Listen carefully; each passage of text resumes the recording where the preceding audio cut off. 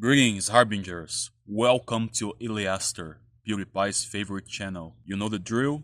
Subscribe, thumbs up, leave a comment. I reply them all. Let's go to the video. Cognitive parallax.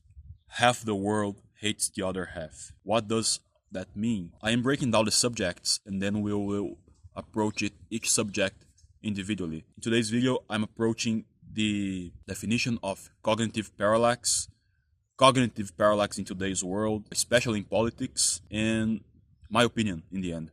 What do I think in all of this? So if you are watching this, I believe you'd like to hear my opinion and my thoughts on the subject I bring, right? I try to bring a mix of sources, scientific definitions, and also give my opinion in the end. I hope you like it. Stay with me. This video is gonna be interesting regardless of your vision on the world, on politics, or whatever. First and foremost, in order to understand what cognitive parallax is, we must break down its terms beforehand and define them first, okay? So, what is cognition?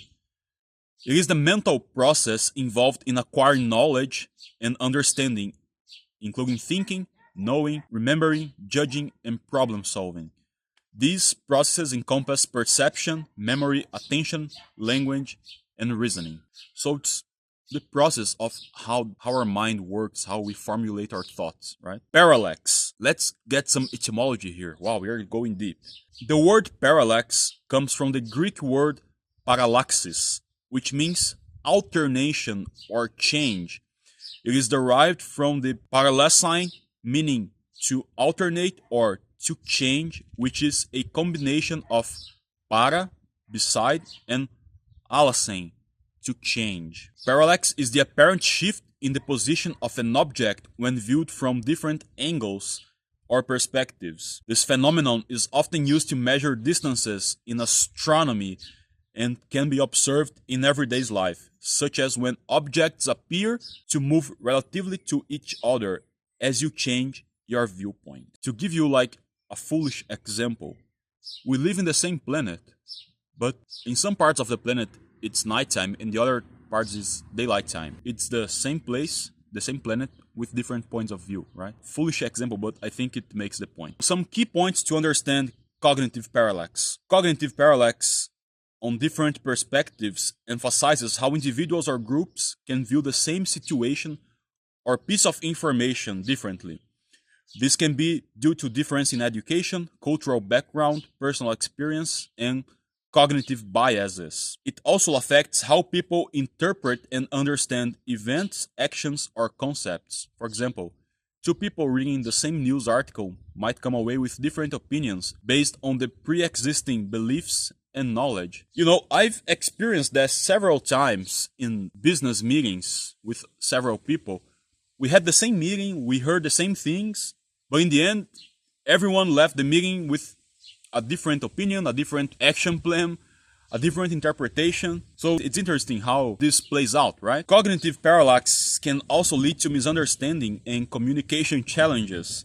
There you go.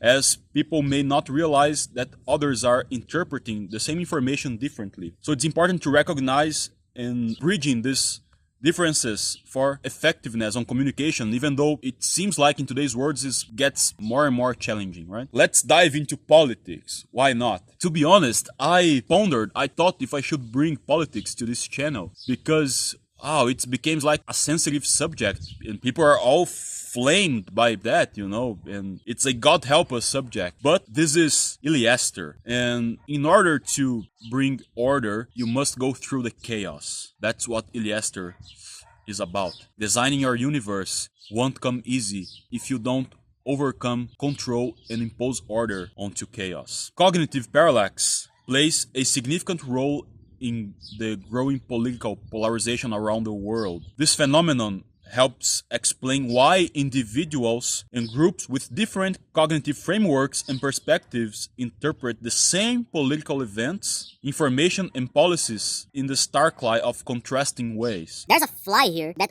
obviously disagrees with me and it's bothering me, not allowing me to finish the video. So, as you can see, cognitive parallax in practice. So, it's not respecting my space, my personal space here, right?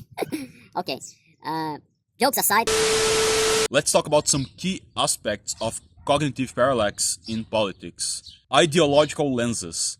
People with different political ideologies, for example, liberal versus conservative, often interpret information through their ideological lenses, leading to varying understandings and responses to the same events or policies. This also includes cultural and social backgrounds, economical backgrounds that shape individuals in these cognitive frameworks, influencing how they perceive political issues. For example, a policy might be seen as beneficial by one group and harmful by another based on their socioeconomic or cultural values. And of course, let's talk about the media. Why not? Let's dive into chaos here. Echo chambers. The rise of social media and selective news consumption has led to the creation of echo chambers, where individuals are exposed primarily to information that reinforces their existing beliefs, the confirmation bias, right? This intensifies cognitive parallax as people become more entrenched in their perspectives. So there's also the so-called misinformation and disinformation, which in my opinion, here you go, I'm a defender of free speech. So people have the right to talk gibberish if they will. So there is this big debate about misinformation, disinformation, fake news, if people should be allowed to spread like misinformation or whatever, if there should be regulation. To be honest, I don't have a complete opinion formed on this, but I'm also going to tend not to give the state, the government, more power to whatever extent, to whatever subject, to whatever extent. But it's not black and white. We are in this gray specter that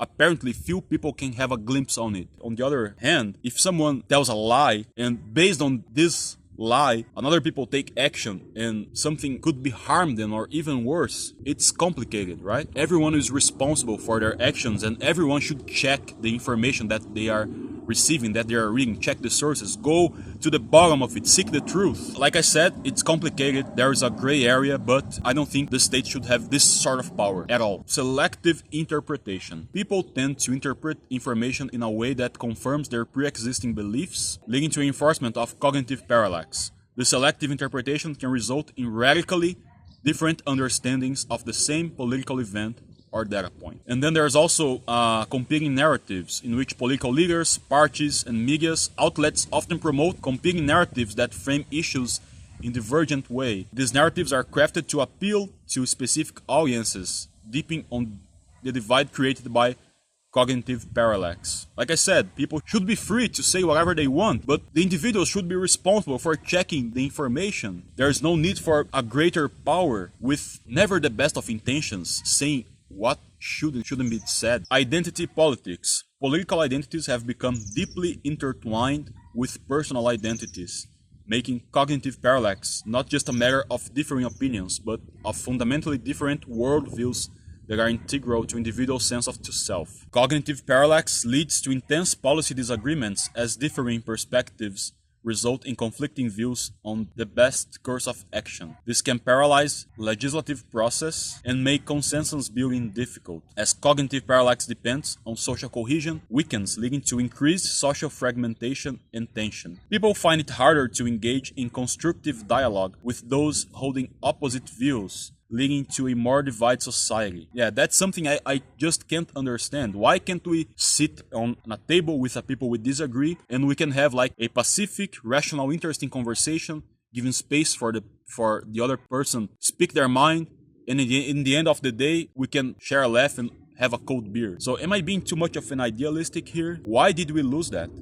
I don't get it. In summary, cognitive parallax contributes significantly to the polarized politics seen globally today. It results from and reinforces different cognitive frameworks, media consumption patterns, and identity politics, making mutual understanding and constructive dialogue increasingly challenging. Well, we got to the end of the video. Now I'm going to give my personal inputs on this subject. What's the message of this video? Soar above these ideologies. This division is destroying families, friendships, relationships. It's stupid and lead to people like worshipping politicians.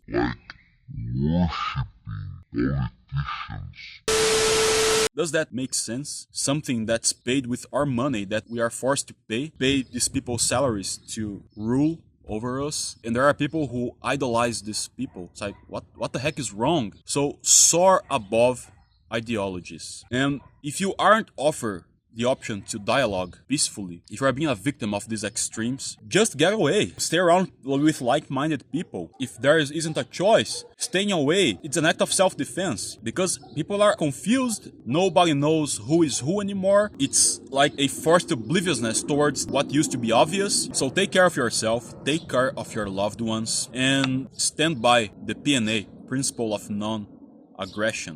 Be pacific, but be able to defend yourself. I love Switzerland example.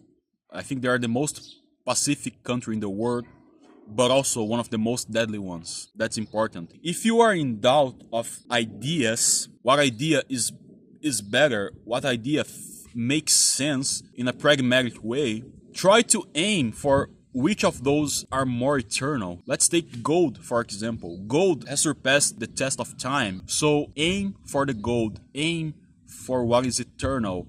And you might find your answer there. Aiming for the lasting things like the gold. Savoring life, not the hedonism of life. There's a huge difference, and I think I'm gonna record a video just about this subject. Cultivate like-minded people around you. If dialogue is not an option, if you aren't offered the dialogue option, just prevent yourself and that's it. You are in this world, but you don't need to be part of it. That's also biblical. This is also about Yliaster, which is about designing our own universe until we decipher everything there is about the philosophical stone. If you like this video, please give the thumbs up, leave your comments. Regardless of your political vision, if you are a person open to dialogue and to express and hear different points of views and be able to share a cold beer in the end of the day and share some laughs, you are very welcome in this channel. And if that's a deal breaker for you, well, I invite you to rethink your concepts and be around. Let's go back to have fun conversations and have the right to disagree,